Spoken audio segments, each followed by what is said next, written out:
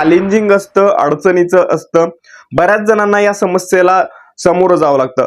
तरी एकसमान फूट का निघत नाही, तर यासाठी वातावरणाचा मोठा इफेक्ट आपल्या द्राक्षबागेवरती होतो. वातावरण हे साधारण 40 डिग्री सेल्सिअस पर्यंत असतं. वातावरणामध्ये बिलकुल आर्द्रता नसते, कोरड्या स्वरूपाचं वातावरण असतं आणि अशामध्ये आपल्याला द्राक्षबागेची फूट एकसमान चांगल्या स्वरूपाची करून घ्यायची आहे. त्यासाठी आपण काही करू शकतो का, जेणेकरून पुढे आपल्याला सूक्ष्मगट निर्मिती चांगली करून घेता येईल?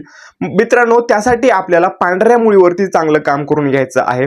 विश्रांतीच्या काळामध्ये चांगलं आपण त्या ठिकाणी काही खातं सांगितले आहेत फार्मिंग क्रॉप केअरच्या शेड्यूलमध्ये, ती आपण दिली पाहिजे, ज्यामध्ये मॅग्नेशियम सल्फेट, युरिया असेल, त्याचबरोबर 13-40-13, 13-0-45 ही काही खतं विश्रांतीच्या 10-20-30 दिवस जे काही तुम्ही विश्रांतीचा काळ देत असाल तिथं तुम्हाला ही खतं द्यायची आहेत. त्याचबरोबर छाटणीच्या अगोदर एक आठवडाभर आधी आपल्याला फॉस्फरिक ऍसिडची ट्रीटमेंट आम्ही सांगितलेली आहे. ती फॉस्फरिक ऍसिडची ट्रीटमेंट आपण ऍप्लिकेशन ते कसं द्यायचं ते देखील आपण त्या ठिकाणी महत्वपूर्ण ठरतं. कारण